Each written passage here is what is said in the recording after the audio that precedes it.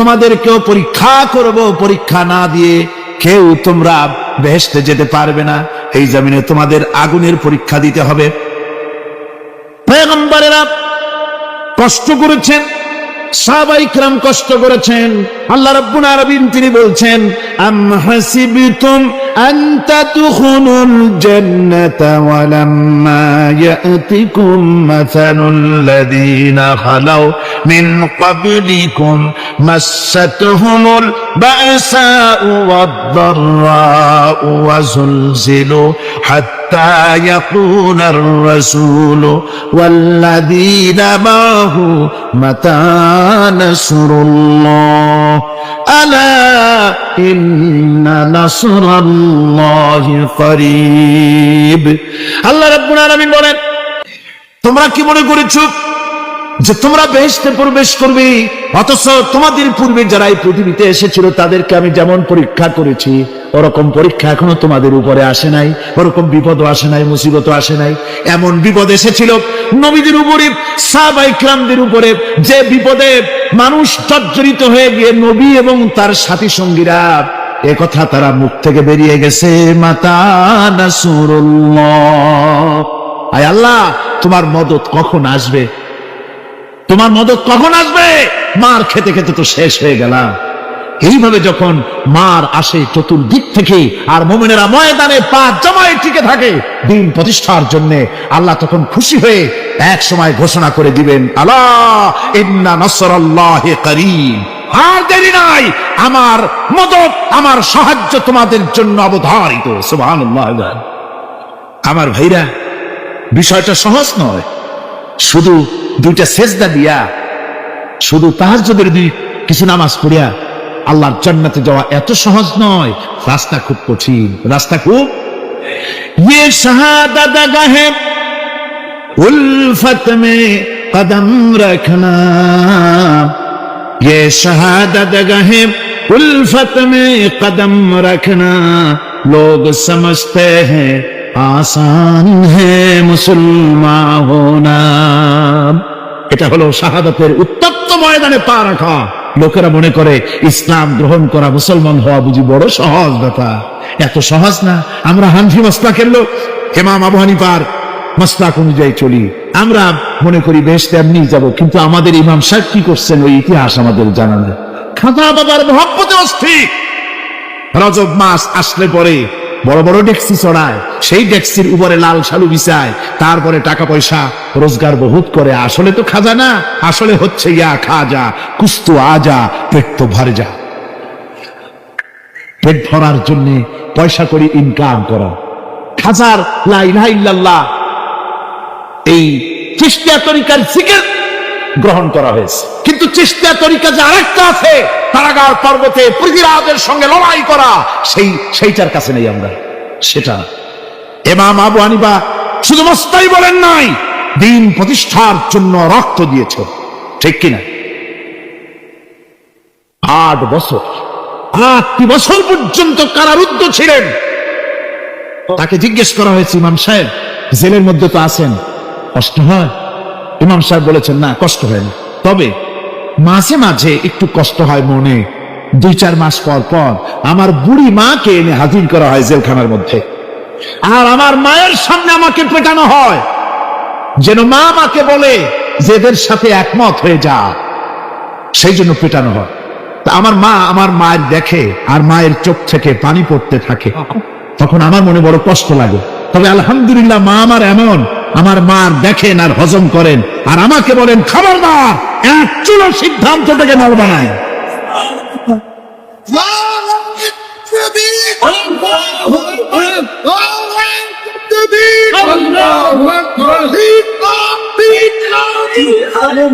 আমার ভাইরা, ইমাম মালিক 28 দিন পর্যন্ত তাকে বাতিলরা বেঁধে দিয়ে গেছে, হাত পিঠ মোড়া দিয়ে 28 দিন বাঁধা। এই হাত বাহু থেকে ডিসকানেক্ট হয়ে গিয়েছে, এই বাহুর জোড়া থেকে ডিসকানেক্ট হয়ে গিয়েছিল হাত, 28 দিন পর্যন্ত বাঁধা ছিল। ইমাম আহমদ বিন হাম্বল, ইসলাম বিরোধীরা তাকে পিটাইছে, প্রত্যেকটা চাবুকের সাথে গায়ের গোশত উঠে এসেছে। এই জন্য কবি বলতেছি, पैरवी बू हनीफा की सनद जिंदान है, हम्बली होता है पीठ पर दुर्रे खाने की बात। হানাফি হতে চাও, জেল জরিমানার জন্য প্রস্তুতি নাও। শুধু সবরি কলা খাইয়া বেহেশতে যাওয়া যাবে না, এত সহজ না। আঙ্গুর বেদানা সবরি কলা আর দুধের স্বরের উপর ইসলাম আসে নাই। ইসলাম এসেছে তপ্ত ময়দানের উপরে, জান দিয়ে রক্ত দিয়ে ইসলাম প্রতিষ্ঠা হয়ে গোটা দুনিয়ার নির্যাতিত নিপীড়িত জনতার মুখে হাসি ফুটিয়েছে ইসলাম।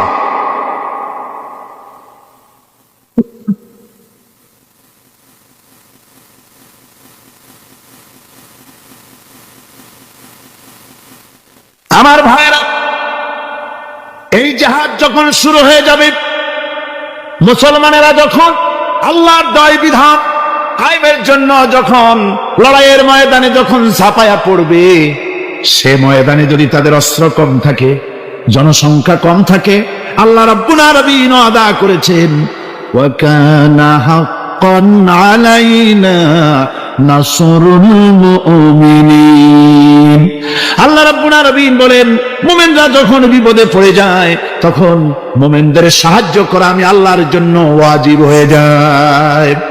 আমি আল্লাহর জন্য ওয়াজিব। আমার মুমিন ময়দানে মার খাবে আমার দিনের জন্য, আর আমি তাকায় তাকে দেখবো না? তা হবে না। প্রাথমিক পর্যায়ে দেখবো যে তোমরা আসলেই দিন প্রতিষ্ঠার জন্য লড়ো কিনা। তোমাদের বিবি বাল বাচ্চা তোমাদের সামনে শেষ হবে, ঘর বাড়ি চলে যাবে, চাকরি যাবে, সব যাবে, তারপরেও আমার দিন প্রতিষ্ঠার জন্য ময়দানে টিকে থাকো কিনা। যদি তা থাকো, তাহলে আমার মদত অবশ্যম্ভব।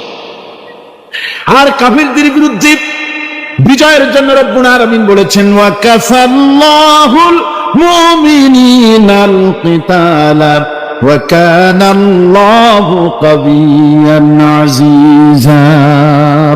কাফিরদের বিরুদ্ধে লড়াইয়ের ময়দানে মুসলমানদেরকে সাহায্য করার জন্য আল্লাহই যথেষ্ট। কে যথেষ্ট? আল্লাহ যথেষ্ট। রব্বুল আলামিন বলেছেন, ওয়ালা তাহিনু ওয়ালা তাহজানু ওয়া আনতুমুল আলাউনা ইন কুনতুম মুমিনিন। কোনো ভয় নাই, কোনো চিন্তা নাই, যদি তোমরা মুমিন হও, আমি আল্লাহ রাব্বুল আলামিন তোমাদেরকে বিজয়ী করব। এ ওয়াদা কার? আল্লাহর ওয়াদা কখনো মিথ্যা হয়? আল্লাহকে মিথ্যা কথা বলেন? নাউযুবিল্লাহ। ওয়ামান আসদাকু মিনাল্লাহি কিলা। আমি আল্লাহর চাইতে সত্যবাদী আর কে হতে পারে?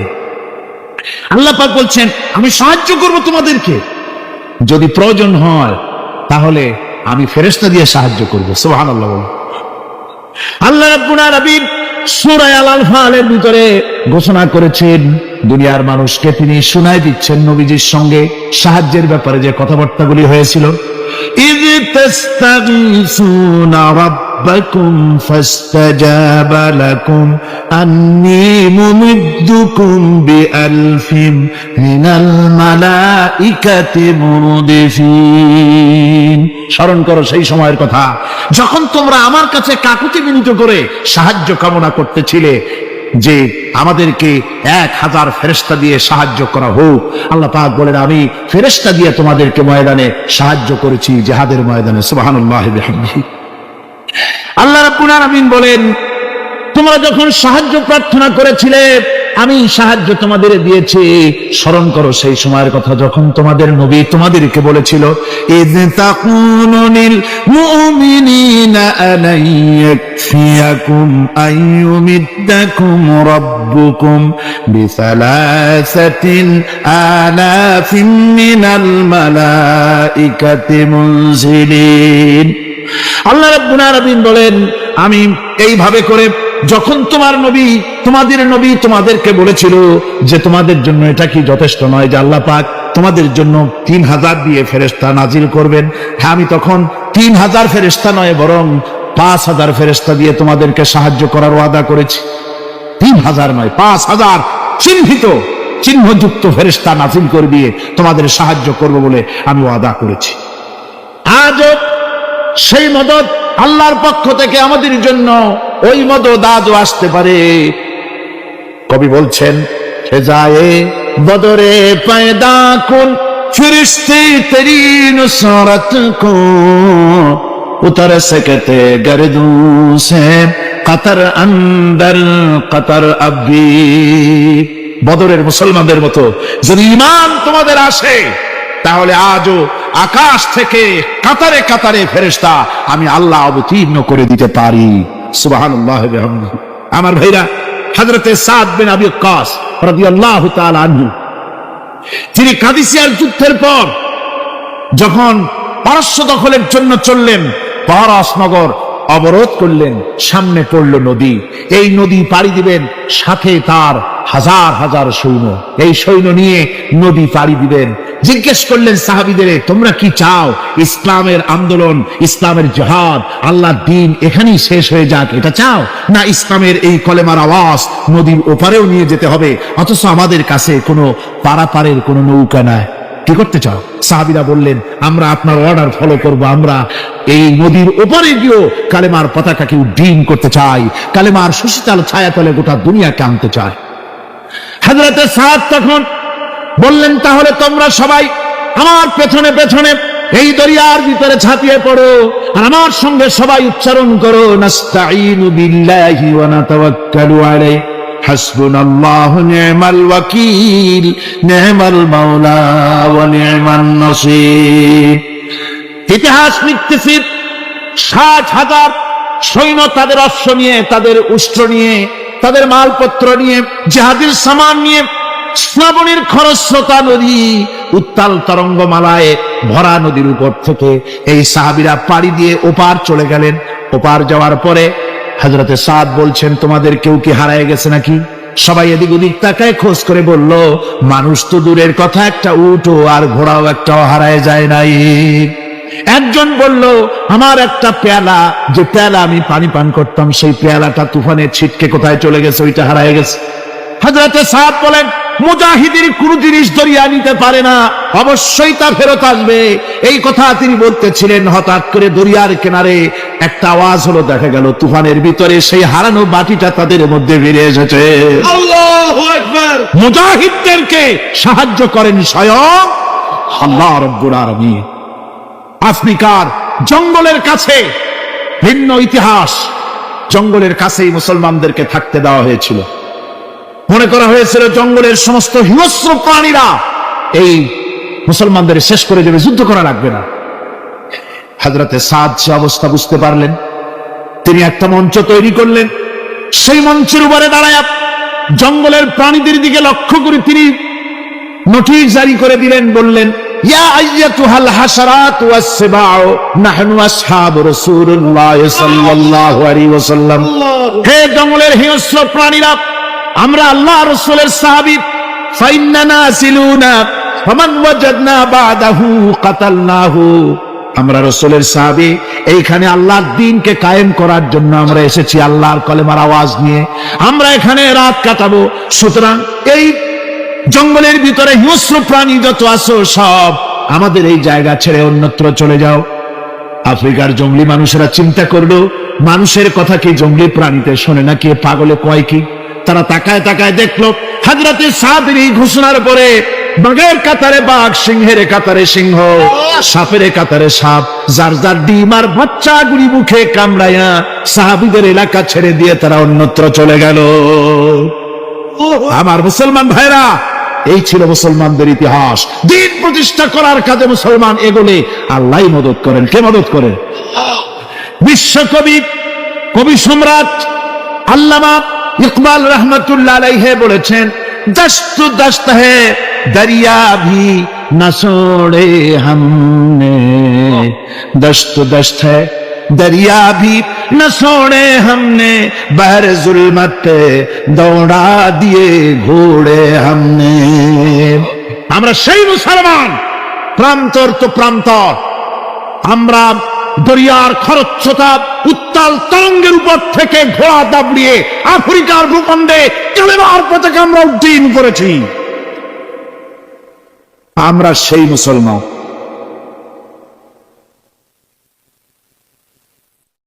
একটুখানি জিকির করেন লা ইলাহা ইল্লাল্লাহ, লা ইলাহা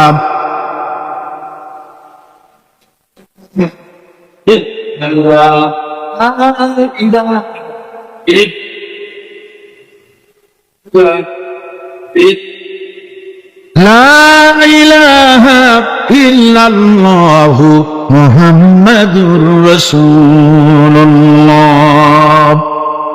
সমুদ্রের ঢেউকে, দাজলা নদীর ঢেউকে আল্লামা ইকবাল স্মরণ করায় দিচ্ছেন। ও দরিয়ার ঢেউ, ऐ मौज जजला तू भी पहचानती है हमको, अब तक है तेरा दरिया अफसाना हमारा।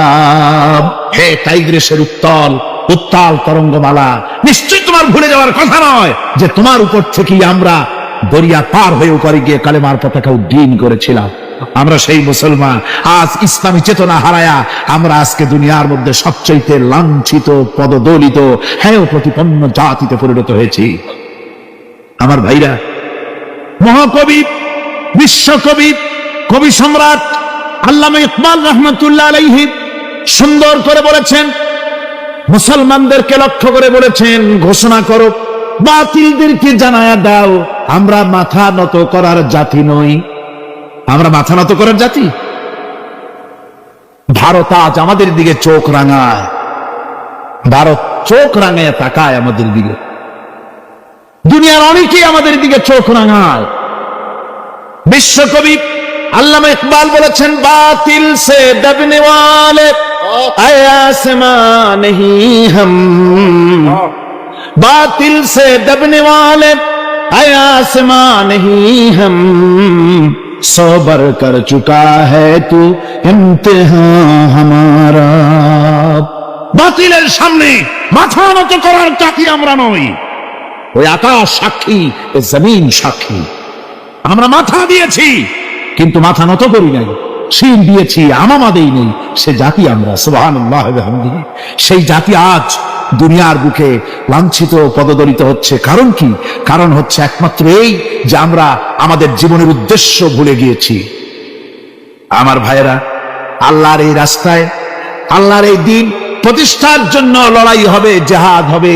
জেহাদের কথাই বলতেছি। এই জেহাদ হলো পৃথিবীর নির্যাতিত, নিপীড়িত মানুষের মুক্তির জন্য জেহাদ। জেহাদ কি জন্যে? আমরা রাষ্ট্রপ্রধান হব, আমরা দেশ দখল করব, নেতৃত্ব দিব, এজন্য নয়। আমরা জেহাদ করব মানুষকে, মানুষের তৈরি করা মতবাদ, নির্যাতন থেকে, জুলম থেকে, অত্যাচার থেকে মানুষকে বাঁচাবার জন্য, মানবতা, নিগৃহীত নির্যাতিত মানবতার মুখে মুক্তির হাসি ফুটাবার জন্য আমরা করব লড়াই। সেই লড়াইয়ে এগিয়ে আসতে হবে তরুণদেরকে। কাদেরকে? জোরে বলতে হবে, কাদেরকে? তরুণদের আসতে হবে, যুবকদের আসতে হবে। আমার আনন্দে বুক ভরে যায় যখন দেখি মাহফিলে, আজকে তো এই মাহফিল কোরআনে কারীমের কথা এই ভূখণ্ডে আল্লাহ বলার তৌফিক দিয়েছেন। 35টি বছর পার হয়ে গেছে, জীবনের 35টি বছর কোরআনে কারীমের সামান্য একটু খেদমত করার তৌফিক আল্লাহ পাক দান করেছে। যখন এই কাজ প্রথম শুরু করি তখন দেখেছি মাহফিলে যারা আসে তাদের 95% দাড়ি পাকা বুড়া মানুষ। কিন্তু দিন যত যেতে লাগলো, দিন যত যেতে লাগলো, 71 পার হয়ে গেল, 72, 73, 74 এলো, আস্তে আস্তে দেখা গেল চিত্র উল্টে গেল। আজ মসজিদে তরুণদের জন্য জায়গা পাওয়া যায় না। যারা মসজিদে যায় সব তরুণ, যারা আগে হজে যেত সব বুড়া মানুষ, পাপ করার আর কোনো বয়স নাই, তখন যাইতো হজ করতে। এখন আলহামদুলিল্লাহ তরুণেরা যায় হজ করতে বেশিরভাগ। আজকের মাহফিল দেখুন, দাঁড়ায় দেখতে বলি নেই, জায়গায় বসে আর ডাইনে বা একটু তাকায় দেখেন কারা বেশি, দাড়ি পাকা না যুবক? যুবক আর তরুণ দিয়ে আল্লাহর এই মুজাহিদ, আল্লাহর এই গোলামদের দিয়ে আল্লাহ মাহফিল ভরে দিয়েছেন। জোরে কোন সুবহানাল্লাহ, জোরে কোন আলহামদুলিল্লাহ। এই তরুণ যুবকরাই হচ্ছে ইসলামের সম্পদ। ইসলামের সম্পদ কে? তরুণ আর যুবকেরা। তোমাদের অবদান ইসলামে সব চাইতে বেশি। মনে রাখবেন যুবকেরা, শোনো, ইসলাম প্রতিষ্ঠিত হয়েছে তোমাদের রক্তের উপরে। কাদের রক্তের উপরে? যুবকদের রক্তের উপরে। যারা ইসলাম প্রথম কবুল করেছিলেন তারা কিন্তু বুড়ো ছিলেন না কেউ। প্রথম যে ব্যক্তি ইসলাম কবুল করলেন হযরতে সাইয়্যিদুনা আবু বকর সিদ্দিক রাদিয়াল্লাহু তাআলা আনহু, বয়স ছিল 37 বছর। 37 বছর বয়সে দাঁতটা পড়িয়া খুনখানা বুড়া হয়ে গেছিল নাকি? হযরত ওমর ইসলাম যখন কবুল করেন তখন তিনি ছিলেন 26 বছরের টকবগে যুবক। যৌবনের রক্ত পা এবং মাথা পর্যন্ত শিরায় উপশিরায় ধাবমান এই যুবক হযরত ওমর 26 বছর বয়সের সময় ইসলাম কবুল করেন। হযরত আব্দুর রহমান বিন আউফ যখন ইসলাম কবুল করেন বয়স ছিল মাত্র 17 বছর। হযরত আলী যখন ইসলাম কবুল করেন তখন বয়স ছিল মাত্র 8.5 বছর। তোমাদের মতো তরুণেরা, যুবকেরাই সর্বপ্রথম কালেমার পতাকা ধারণ করে রাসূলকে সাহায্য করেছিল। সুবহানাল্লাহ।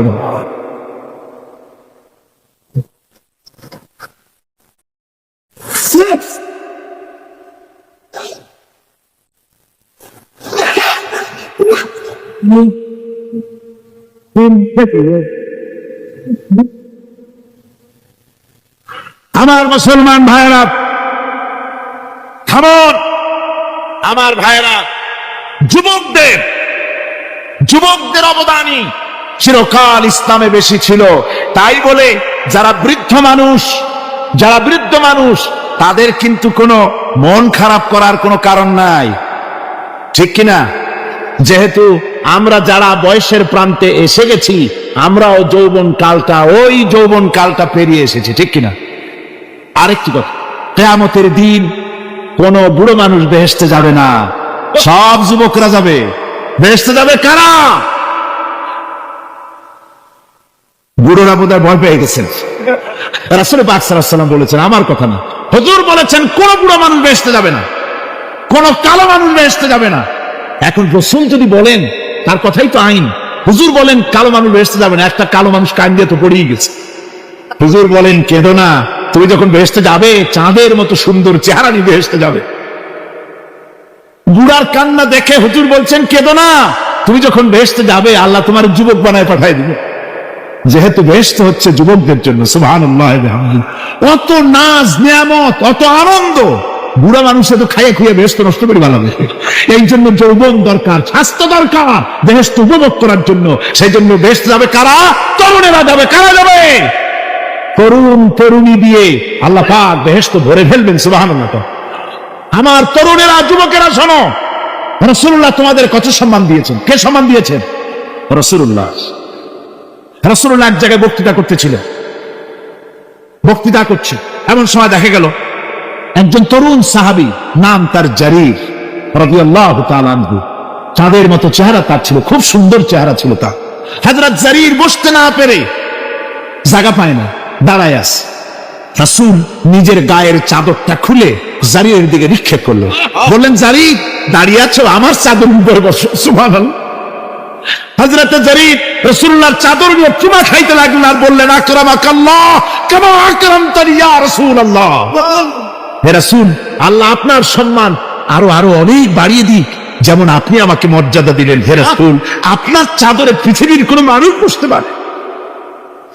আমার তরুণ ভাইয়েরা, আমার যুবক ভাইয়েরা, তোমাদেরকে রাসূল মহব্বত করতেন, ভালোবাসতেন সবচাইতে বেশি। তোমরা আজ বাতিলের শিকার। কার শিকার? বাতিলের শিকার। তোমাদেরকে কি দেওয়া হয়? যে সব রাজনৈতিক দলের যুবক যারা তোমরা এখানে আছো, জিজ্ঞেস করি তোমাদের নেতারা তোমাদেরকে কি দেয়? দেয় অস্ত্র, দেয় টাকা, দেয় নারী ভোগ করার জন্য পয়সা, তোমাদের চরিত্র ধ্বংস করার জন্য সব রকমের হাতিয়ার তুলে দেয়। তোমাদের হাতে শোভা পায় কলম, হাতে শোভা পায় খাতা, হাতে শোভা পায় বই খাতা কলমের পরিবর্তে তোমাদের নেতারা তোমাদের হাতে তুলে দেয় স্ট্যান্ডার, তুলে দেয় হেরোইন, তুলে দেয় টাকা। এরা তোমাদের নেতা নয়, এরা তোমাদের জীবনের দুশমন। জনগণেরা কি?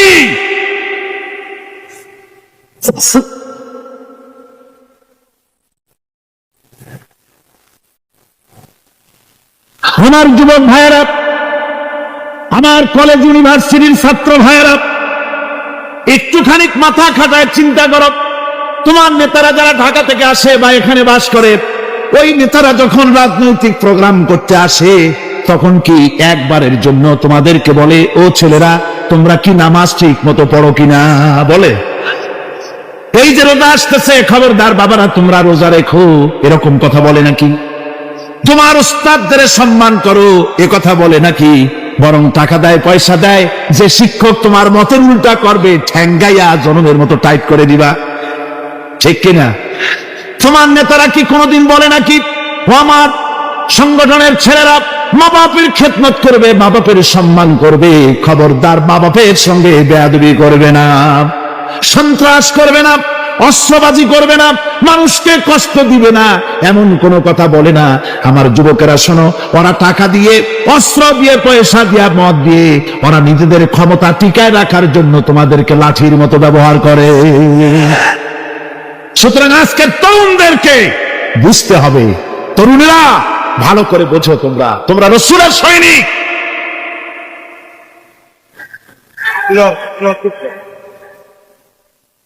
তোমাদের পক্ষে সম্ভব। বসুন, আমি বুঝতে পেরেছি কথা যেহেতু তরুণদের, আর তরুণদের জনসমুদ্র, কাজী জনসমুদ্রের মধ্যে উত্তাল ঢেউ তো সৃষ্টি হবেই, স্বাভাবিক। কিন্তু সেই স্বাভাবিকতার সুযোগ নিয়ে দাঁড়ায় বিশৃঙ্খলার সৃষ্টি করবেন না। আমার ভাইরা, আমরা ইসলাম আমাদের আদব শিক্ষা দেয়। কি শিক্ষা দেয়? আদব। শুধুমাত্র কোন লোক পেশাব পায়খানার কথা বললে তাকে রাস্তা ছেড়ে দেবেন, যেতে বলবেন, তা না হলে তো আপনাদেরই অসুবিধা হবে। কথা বুঝতে পেরেছেন? বাকি কেউ উঠবেন না, দাঁড়াবেন না। এত বড় বেহেশতি মাহফিল জীবনে আরেকবার পাবো কোন নিশ্চয়তা আছে? আপনি আমাকে বলেন, আল্লাহর আকাশের নিচে জমিনের উপরে এক থেকে শ্রেষ্ঠ কোন মাহফিল আছে নাকি? কারণ এ মাহফিল কোরআনের মাহফিল। কিসের মাহফিল? এর থেকে শ্রেষ্ঠ মাহফিল আল্লাহর আকাশের নিচে জমিনের উপরে হতে পারে না। সুতরাং বেয়াদবি কেউ করবেন না। তরুণেরা, যুবকেরা, তোমাদের এগিয়ে আসতে হবে। নির্যাতিত মানবতার পাশে তোমাদেরকে দাঁড়াতে হবে। আজ শ্রমিকরা তাদের ন্যায্য পাওনা পাচ্ছে না, কৃষক তাদের উৎপাদনের মূল্য পাচ্ছে না, নারী তার সতীত্বের গ্যারান্টি পাচ্ছে না। মানুষেরা আজ নির্যাতিত, নিপীড়িত। সারা পৃথিবীতে Bosnia, Algeria, Somalia, Palestine, Kashmir, Burma, Philippines, Bharat, পৃথিবীর সর্বত্র নির্যাতিত মুসলমানদেরকে বাঁচাবার জন্য আমার খালিদ বিন ওলীদের উত্তরসূরিরা, সালাউদ্দিন আইয়ুবী, জামালউদ্দিন আফগানি, হযরত আলী উত্তরসূরি, আজকের মাহফিলের যুবক আর তরুণরা, তোমরা কি রক্ত দিতে পারবে?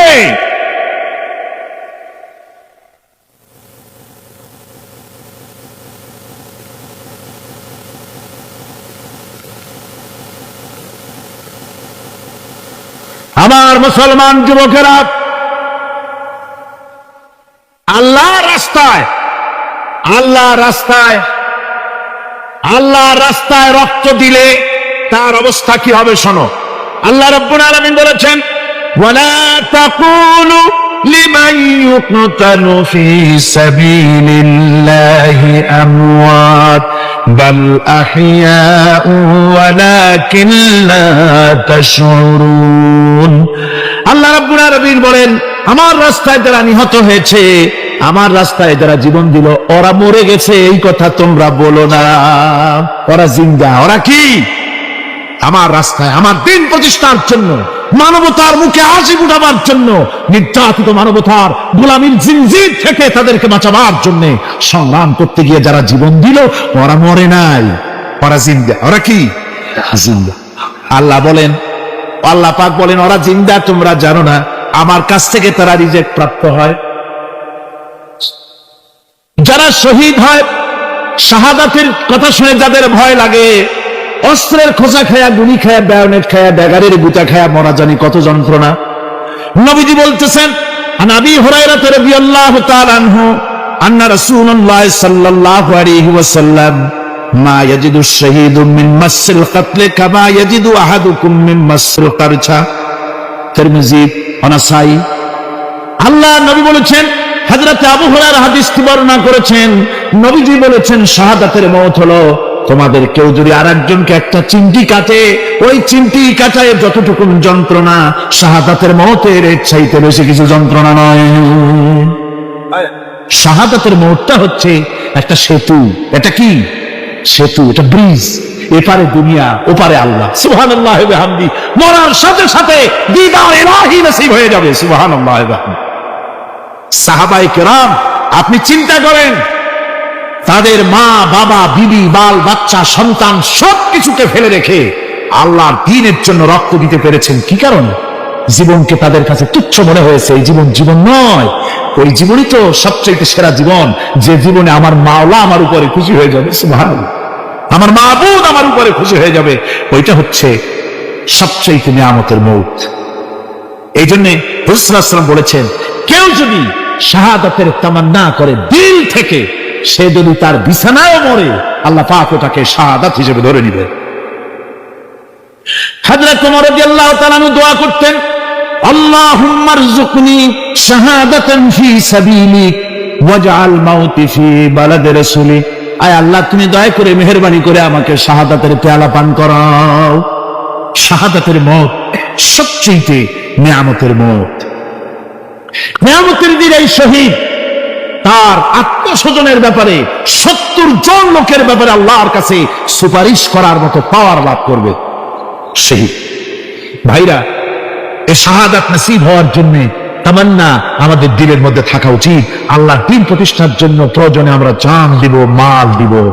পারবো না? পারবো কিনা? আমার ভাইরা, আব্দুল উজ্জা মক্কা শরীফে বাড়ি, 20 বছরের যুবক, কলিজার মধ্যে সবসময় চায় এতিম মানুষ, বাপ মারা গেছে, একেবারে ছোট অবস্থা, খুব গরিব। চাচা তাকে বড় করেছে, চাচা তাকে ঘর দিয়েছে, বাড়ি দিয়েছে। বুখারীর হাদিস, বুখারী শরীফে এসেছে। বাড়ি ঘর জায়গা জমি সোনা দানা টাকা পয়সা উট ঘোড়া সব দিয়েছে, প্রতিষ্ঠিত করে দিয়েছে।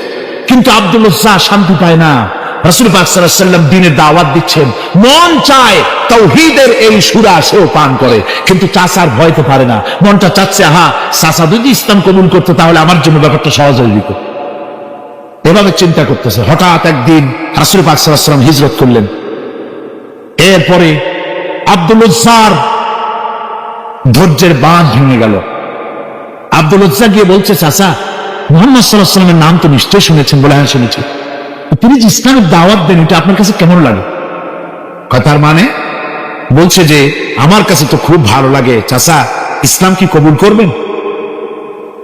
এই অগণিত মুক্তির সামনে মাথা নত করে আমাদের কোনো লাভ নাই। ওই মুক্তিগুলি আমাদের কোনো সাহায্য করতে পারে না। এক আল্লাহ বিশ্বাস করার জন্য মুহাম্মদ সাল্লাল্লাহু আলাইহি ওয়াসাল্লাম আমাদের বলেছেন। চাচা বলছে, খবরদার, এই কথা যদি আবার উচ্চারণ করো তাহলে আমি তোমাকে যা দিয়েছি সব ছিনায় নেব। আব্দুল উজ্জা বলছেন, তাহলে আর আমি সহ্য করতে পারলাম না। চাচা, আপনার সামনেই আমি ঘোষণা করলাম, একদিন চাপা রেখেছি, আর পারলাম। আমি ঘোষণা করে দিলাম, লা ইলাহা ইল্লাল্লাহু মুহাম্মাদুর রাসূলুল্লাহ। চাচা বলল, তুমি এর পরিণতি জানো? আব্দুল উজ্জা বলল, কি পরিণতি? চাচা বলতেছি, এই কলেমা পড়ার কারণে আমি তোমাকে যা দিয়েছিলাম, ঘোড়া দিয়েছি, উট দিয়েছি, বাড়ি দিয়েছি, সব আমি তোমার কাছ থেকে ছিনাইলাম, সব ফেরত দিতে হবে। তিনি বললেন, আমি রাজি আছি, আমি রাজি আছি। আপনি আমার সোনা দানা ঘোড়া উট আর ঘর বাড়ি যা দান করেছেন, এই দুনিয়াটার মালিকও যদি আমারে বানায় দিতেন, আমি এর বিনিময়ে কলেমা পড়া থেকে আর আমি নিজেকে থামায় রাখতে পারি না। বলে, আমার সব আমাকে ফেরত দাও। বলল, দিলাম, যা আপনি দিয়েছেন সব আপনাকে ফেরত দিলাম। চাচা বলছে, জায়গা জমি টাকা পয়সা সোনা দানা সব পেলাম, তোমার গায়ে যে জামা, তোমার পরনের যে লুঙ্গি, ওটা আমার টাকার খোলো। আব্দুল উজ্জা বললেন, আপত্তি নাই, জামা খুলে দিলে, পরনের লুঙ্গিটাও খুলে দিলে। 20 বছরের যুবক এই অবস্থায় চলে গেলেন মায়ের কাছে। মা আব্দুল উজ্জাকে এই অবস্থায় দেখে 2 চোখ চেপে ধরলেন, বললেন, বাবা, তোমার এই অবস্থা কেন? ছেলে বলছে, মা, ইমান আনার কারণে আমি সব হারাই ফেলেছি, আমার আর কিছুই নাই। ইমান আনার কারণে আমার এই অবস্থা হয়েছে। মা বলছে, বাবা, আমার কাছে কি চাও? ছেলে বলছে, মা, আমি চলে যেতে চাই মদিনায়, আল্লাহর নবী মুহাম্মদুর রাসূলুল্লাহ সাল্লাল্লাহু আলাইহি সাল্লামের দরবারে চলে যেতে চাই, আমি একটু বস্ত্র চাই। মা একটা পুরানা কম্বল তার হাতে দিয়ে দিলেন। আব্দুল উজ্জা কম্বলটাকে ছিঁড়ে এক টুকরা কোন রকম হাঁটুর উপরে জড়ায় নিলেন, আর এক টুকরা গায়ে দিয়ে নিলেন। আব্দুল উজ্জা বহু কষ্ট করে মরুভূমি পাড়ি দিয়ে মদিনা মুনাওয়ারায় চলে গিয়ে বাব জিবরিল থেকে ঢুকে আসহাবে সুফফার চবুতরার সামনে বসে আছেন, ছেঁড়া কম্বল পরা। এবার বিশ্ব নবী, দুনিয়া আখিরাতের বাদশা জনাবে মুহাম্মদ রাসূলুল্লাহ সাল্লাল্লাহু আলাইহি ওয়াসাল্লাম যখন মসজিদে নিজের ঘরের থেকে দরজা খুলে বেরিয়েছেন, দেখেন এক যুবক বসা, একটা আধাটা কম্বল পরা, হাঁটুর উপরে কোন রকম করে রানটা লজ্জাস্থানটা ঢাকার, গায়ে একটা ছেঁড়া কম্বল। তার এই অবস্থা দেখে হুজুর জিজ্ঞেস করেন, তুমি কে? যুবক বলছে, আমি আব্দুল উজ্জা। ইসলাম কবুল করার জন্য আমার সব ছিল, আমি কম ধনী ছিলাম না, আমার চাচা সব নিয়ে গেছে, সিনাই রেখেছে, আমার লুঙ্গিটাও দেয় নাই। ঘটনা সব তিনি খুলে খুলে বললেন। হুজুর বললেন, তোমার নাম আব্দুল উজ্জা নয়, তোমার নাম আব্দুল্লাহ। আব্দুল্লাহ জুলবাজাদাইন তার নাম। হযরত আব্দুল্লাহ জুলবাজাদাইন কি রাসূলুল্লাহ দিয়ে দিলেন, আসহাবে সুফফাদের সাথে মিলাই দিলেন, এখানে থাকো, খাবার আসতে পরে খাবে। তাদের সব সময় খাবার থাকতো না। আসহাবে সুফফায় তারা থাকতেন যাদের ঘর নাই, বাড়ি নাই, থাকার জায়গা নাই। ক্ষুধার জ্বালায় যখন তারা অতিষ্ঠ হয়ে যেতেন, নবীজি ঘরের থেকে তাহাজ্জুদের জন্য যখন বেরোতেন, ক্ষুধার্ত সাহাবীরা রাসূলের চেহারা দেখার সঙ্গে সঙ্গে ক্ষুধা নিবৃত হয়ে যেত। হযরত রাসূল পাক সাল্লাল্লাহু আলাইহি ওয়াসাল্লাম আব্দুল্লাহকে ওনাদের মধ্যে ভিড়ায় দিলেন। আব্দুল্লাহ এবার কোরআন শরীফ পড়ে। কোরআন শরীফ পড়তে গিয়া চিল্লায় চিল্লায় তিনি পড়েন, আস্তে আস্তে পড়েন না। সাহাবীরা বিরক্ত হয়ে রাসূলের কাছে নালিশ করলেন যে বড় চিল্লায় কোরআন পড়ে, আমাদের নামাজেও ডিস্টার্ব হয়। হুজুর বলেন, সাহাবীরা কেউ আব্দুল্লাহর ব্যাপারে কোনো কথা বলবে না, তারে চিল্লাইতে দাও, যেহেতু ঈমানের জন্য তারে বড় মূল্য দিতে হয়েছে। পরনের লুঙ্গিটা পর্যন্ত আনতে পারে নাই, যত খুশি চিৎকার করেছে আল্লাহর কালাম পড়ুক। তাবুকের যুদ্ধ, রাসূলুল্লাহ তাবুকের দিকে রওনা করেছেন, 30,000 সৈন্য নিয়ে রওনা করেছেন। ওই জিহাদে মানুষেরা প্রাণ ভরে রাসূলুল্লাহকে সাহায্য করেছেন। মেয়ে লোকেরা নাকের ফুল, কানের দুল, গলার হাল খুলে খুলে রাসূলের কদম মোবারকে দিয়ে দিয়েছে। ধনীরা টাকা পয়সা সব দিয়েছে। হযরত আবু বকর তো যা ছিল সব এনে দিয়েছে, কিছু ছিল না ঘরে। রাসূল রওনা করলেন। প্রতিমধ্যে হযরত আব্দুল্লাহ জুলবাজাদাইন আল্লাহ নবীর খেদমতে হাজির হয়ে বলেন, হুজুর সবাই তো সব দিল, আমার কিছুই নাই, কিছু দিতে পারলাম না। হুজুর আপনি আমার জন্য দোয়া করেন, আমি যেন এই তাবুকের ময়দানে কাফেরদের বিরুদ্ধে লড়াই করে যেন শহীদ হয়ে যেতে পারি। মাল দিতে পারি নাই, কিন্তু আল্লাহর জন্য যেন আমার জীবনটা দিয়ে দিতে পারি। ও চট্টগ্রামের যুবকেরা, তরুণেরা, তোমাদের মতো 20 বছরের তরুণ হযরত আব্দুল্লাহ জুলবাজাদাইন শাহাদাতের তামান্না করে রিসালাতে মাহবের কাছে দাঁড়িয়েছেন। হুজুর বললেন, একটা গাছের বাকল নিয়ে আসো। একজন একটা বাকল নিয়ে এলো। রাসূলুল্লাহ এই বাকলটা আব্দুল্লাহ জুলবাজাদাইনের হাতে লাগাই দিলেন। রাসূলুল্লাহ বললেন, আয় আল্লাহ, আমি আব্দুল্লাহর রক্ত কাফেরদের জন্য হারাম করে দিলাম। হযরত আব্দুল্লাহ বলছেন, ইয়া রাসূলুল্লাহ, আমি চাইছিলাম শহীদ হব, আর আপনি আমার রক্তটা হারাম করে দিলেন কাফেরদের জন্য।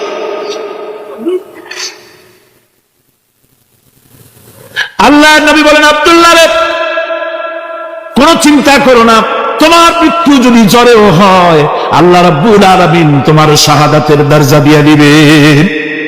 তাবুকের প্রান্তরে চলে গেলেন। কয়েকদিন ওই তাবুকের ময়দানে থাকায় রাসূলের কাছে খবর এলো, আব্দুল্লাহ মারাত্মক জ্বরে আক্রান্ত হয়ে ইন্তেকাল করেছেন। রাসূলুল্লাহ বললেন, আমি জানাজা পড়াবো। হযরত আব্দুল্লাহর জানাজা হলো গভীর রাত। কবরের ভিতরে একজন দাঁড়ায়া লাশ ধরার জন্য একজন কবরের ভিতরে দাঁড়িয়েছে। 2 জন লোকে লাশ নিয়ে আসতেছে। হযরত বেলাল আলো উঁচু করে দাঁড়ায় ধরে আছে। অন্ধকার রাত, কবরের ভিতরে একজন দাঁড়ানো, লাশ নিয়ে এসেছে 2 জনে। কবরের ভিতরে যিনি দাঁড়ানো, তিনি বলছেন, এই লাশকে তোমাদের ভাইকে আদবের সাথে কবরে রাখো। কবরের মধ্যে যিনি দাঁড়ানো তিনি আর কেউ নয়, বিশ্বনবী মুহাম্মদুর রাসূলুল্লাহ সাল্লাল্লাহু আলাইহি ওয়াসাল্লাম। হযরত রাসূলুল্লাহ বলতেছেন, আবু বকর ওমর, তোমাদের ভাইকে আদবের সাথে কবরে রাখো, খবরদার বেয়াদবি করো না। কবরের মধ্যে আল্লাহ নবী আব্দুল্লাহ জুলবাজাদাইনকে নিজ হাতে শোয়াই দিয়া কবরের উপরে পাথর বিছিয়ে দিয়ে নবীজি বললেন, রব্বুল আলামিন আজকের এই সন্ধ্যা পর্যন্ত আমি আব্দুল্লাহর প্রতি রাজি ছিলাম, তুমিও আব্দুল্লাহর প্রতি সন্তুষ্ট হয়ে যাও। হযরত ইবনে মাসউদ রাদিয়াল্লাহু তাআলা আনহু বলেন, আমি চিৎকার মেরে কেঁদে কেঁদে বললাম, আল্লাহ আজকে যদি এই কবরে আব্দুল্লাহ না হয়ে আমি হতাম, আমার কিসমতটা ভালো হয়ে যেত। যুবকেরা, ও তরুণ মুসলমানেরা, তোমরাই রক্ত দিয়ে ইসলাম কায়েম করেছো। কে কায়েম করেছে ইসলাম? মুসলিম তরুণেরা, মুসলিম যুবকেরা, তোমাদের অবদান সব চাইতে বেশি।